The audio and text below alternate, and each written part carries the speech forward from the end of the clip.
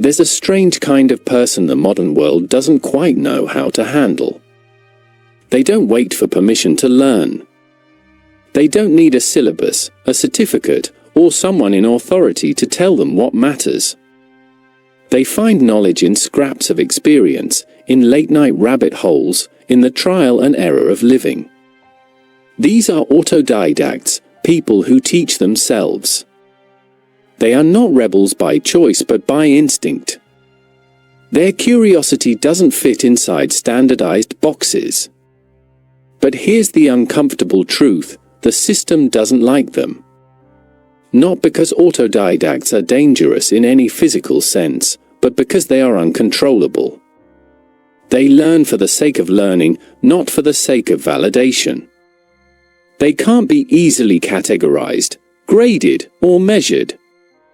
And in a world built on systems, schools, corporations, bureaucracies, being unmeasurable is almost a crime. Alan Watts, the British philosopher who spent his life translating Eastern philosophy for the Western mind, understood this problem better than most. He argued that society is obsessed with systems, with structure, control, and measurable progress, while forgetting that the purpose of life is to live, not to perform. Education, Watts once said, should not be preparation for life, it should be life itself. So what happens when a free mind refuses to play by the rules of the system? Why does the modern machine resist those who learn on their own terms? That's what we're going to explore: how Alan Watts's ideas reveal the deep conflict between systems that demand conformity and individuals who choose freedom. 1. Alan Watts and the logic of the system. Alan Watts saw systems, educational, political, religious, as necessary but dangerous. They start as tools to help organize human life, but over time they begin to worship their own rules. Watts said every system eventually becomes more interested in survival than in truth. It stops serving people and starts protecting itself. He compared the modern educational system to an assembly line. We take children, naturally curious, endlessly questioning, and feed them through a process designed to produce a productive member of society. They're graded, ranked, and compared until learning no longer feels like discovery but like competition. Watts believed this was tragic because the system mistakes efficiency for wisdom. It teaches what to think instead of how to be. In one of his lectures, Watts mocked the idea that education is about preparing for life. He said, "We spend all our time preparing for school, preparing for college, preparing for work, preparing for retirement, and we never actually live." To him, the system's obsession with preparation creates a perpetual state of postponement. We're always on the verge of beginning, but never quite alive. Systems thrive on predictability. They need patterns, roles, hierarchies. The self-taught learner, unpredictable, non-linear, and self-driven, breaks that rhythm. They can't be forecasted, tested, or controlled. To a system, that's not creativity, that's chaos. And chaos is the one thing bureaucracies cannot process. 2. The autodidact as a threat. An autodidact doesn't just learn differently, they think differently. They refuse to see authority as the final word. They value understanding over approval, and in doing so, they quietly expose the system's fragility. Systems depend on the illusion that they are the gatekeepers of knowledge. Universities hold the keys to education. Corporations claim to hold the keys to success. Governments claim to hold the keys to order.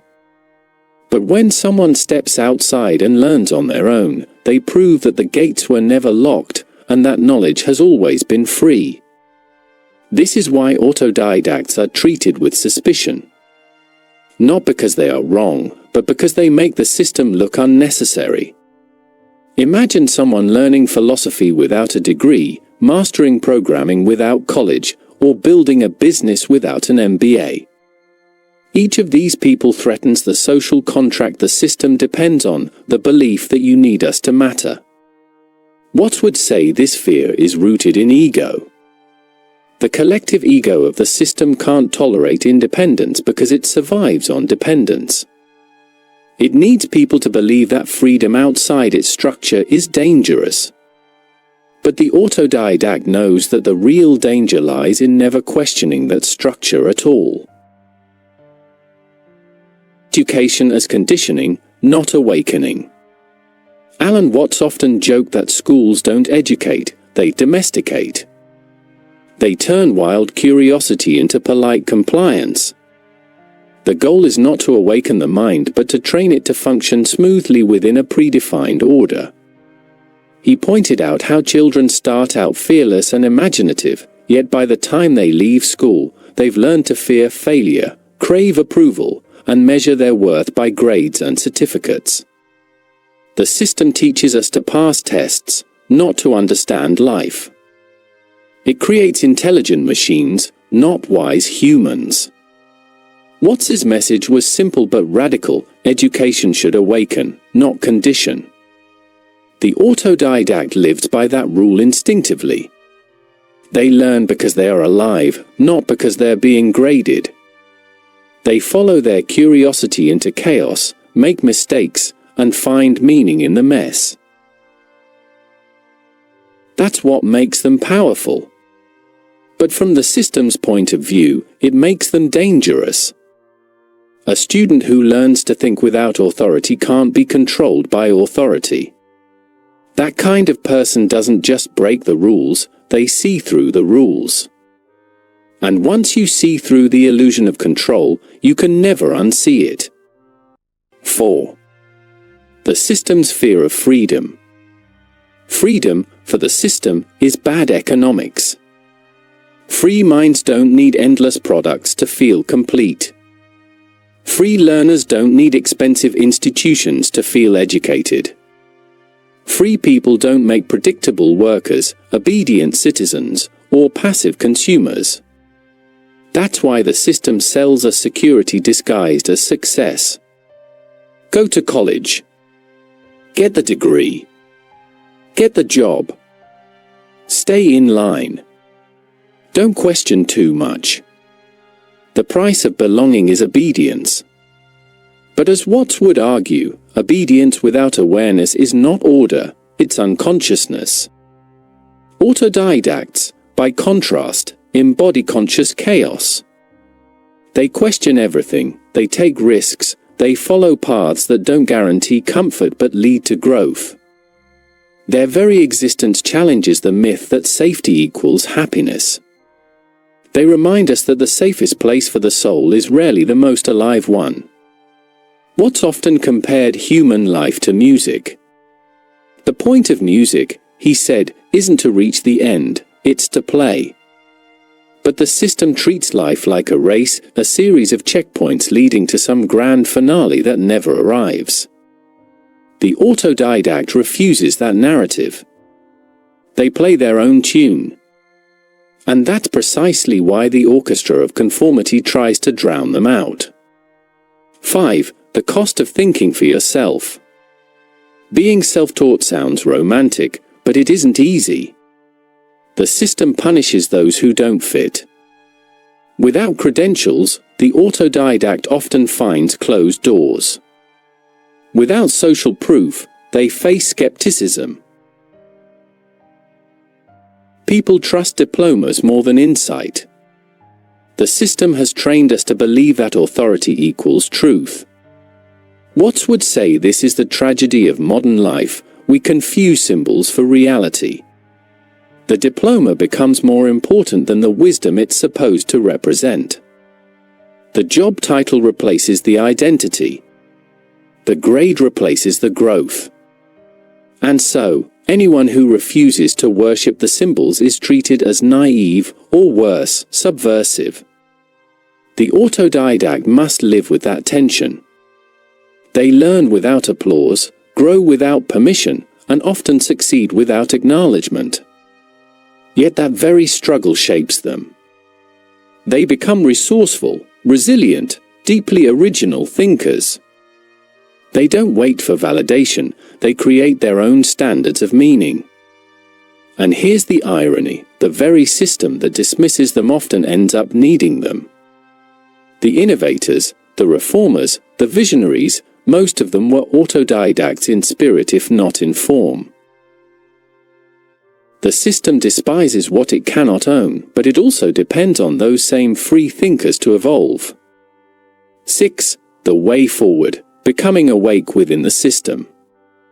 Watts didn't preach withdrawal from society. He didn't say, abandon the system.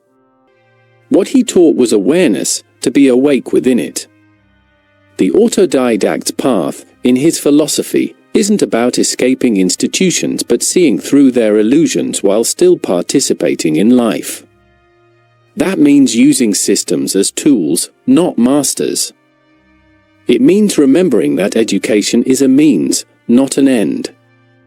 It means approaching learning the way a musician approaches sound, with curiosity, not obligation.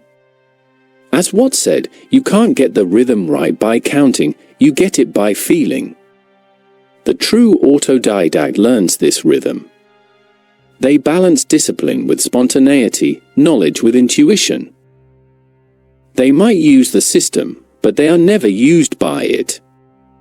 And in that subtle rebellion, that living awareness, they embody the freedom Watts called the art of living without clinging. In the end, the system doesn't really hate autodidacts because they are wrong. It hates them because they are alive. And aliveness cannot be standardized, quantified, or controlled. It can only be experienced, and that's the one thing the system can't sell. Conclusion: the fire that refuses to die. Every age tries to tame the human spirit. Every system claims to know what's best for you. And yet, every few generations, a new wave of autodidacts appears, people who learn without permission, think without boundaries, and live without fear of being wrong. They remind us that learning is not a privilege, it's our birthright.